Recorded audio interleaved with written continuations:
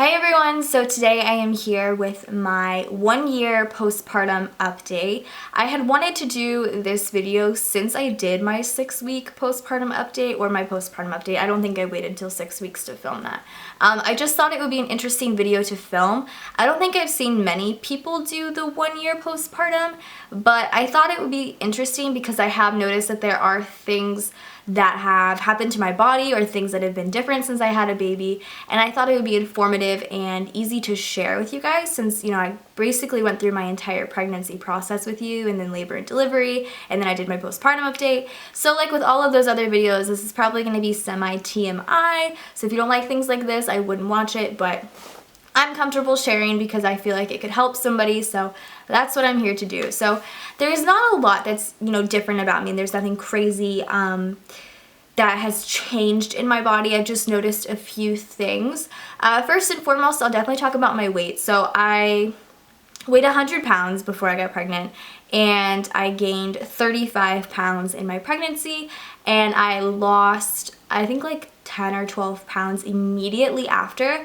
I'm now down to like 110, 111, like 109 to 111. So I didn't lose all of the baby weight, but I didn't really want to, if that makes sense. Like I wasn't comfortable at the weight I was pre-pregnancy. I felt I was too thin, and so I feel like healthier now, although the way I carry my weight is different. I still, like, some days I feel like I still sometimes have like a pooch, like a baby pooch, and it kind of sucks, but it's okay. It doesn't like bother me too bad, but I'm happy with where I am now, which is nice. I weigh like a good amount, and like I said, I carry it a little bit weird, but on a good day it looks okay.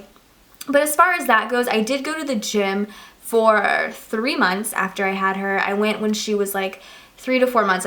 I started going to the gym like right when we first moved to Texas, so in May to like July, August-ish, I went to the gym, and I worked on cardio a lot for the most part, and I definitely saw a difference in my body. I felt like I looked very thin, and I wish I could still go to the gym because I felt like I enjoyed the way I looked during the summer because of that, but I don't know, I feel like my body carries weight a little bit differently now.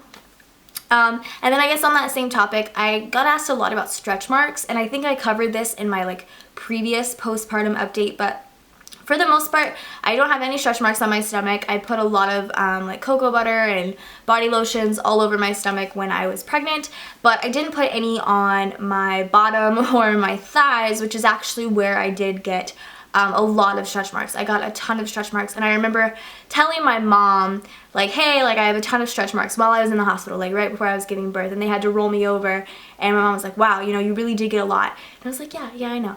But I still have them, but I do feel that they are fading. They're always gonna be there, but they're not as noticeable as they were right after I had her, and for like a couple months after I had her, I felt like they were very noticeable. I feel like they're fading, but they're still there, and I'm not upset about it. Even if I got stretch marks on my stomach, I don't think I would have been mad. I mean, I carried a baby, but yeah, I just wanted to like update you guys on that. There's only, I guess, 2 other things. One is, I don't know if I talked about this at all, but I used, like, as soon as I had her in the middle of the night, like, because my hormones and everything was just going wild in my body, I would get a lot of hot flashes in the middle of the night, and I would wake up in sweats, and I would just feel like completely gross, and I'd be sweaty, and it'd be like 60 degrees, and I'd be like dying in the middle of the night. I still kind of have that. It doesn't happen as often, and like it doesn't happen every single night, but there have been nights, like I would say like 2 or 3 times a week, where I will wake up in like sweats, and I'll be like dying, and I'll be like, it's so hot, but it's 68 degrees. We keep our apartment at 68 degrees at night, and it's rough. But that still happens. I don't know if that's ever gonna go away, but that's just something that still happens. And then I guess the last thing is something I didn't really think about, and it didn't really occur to me until I talked to other moms and other people, and it's that my periods have sort of changed in a sense. They're still very normal. I still have very normal periods. But before I had Avery, when I would get my period, I would cramp really bad. Like, I would be to the point where, like, the first day of my period, I wouldn't go to work or I wouldn't go to school because it hurt so bad. I'd be screaming. I'd be, like, in so much pain. And I'm not being dramatic. Like, it really did hurt. It was pretty bad. We ended up buying a heating pad, and I would like lay on it for the most part because that was probably like the only thing other than like medicine that would relieve my pain. But like I said, I just had really bad cramps. And after I had Avery and my period got back to normal and I was on a normal cycle, which actually didn't take very long, like literally 6 weeks after, I was on like a normal schedule again. It was great. But I just don't get cramps anymore. I don't. I mean, if I get them, it's like a little, but it's not bad. And I definitely do attribute it to the pregnancy, because as I was talking to another mom, she said that before she got pregnant, she never used to cramp, but after she had her baby, she gets the worst cramps ever. And she said other people have said that, and it's been like flip-flops and everything for other people. So I definitely attribute that to my pregnancy. I'm so happy though, like I really am, because it's nice not cramping that bad. But yeah, so that's something that I thought was a little bit different. I never heard of that before. And then I guess the last thing I can sort of talk about, since this is like a postpartum video, is if we plan to have more kids. We get this question a lot.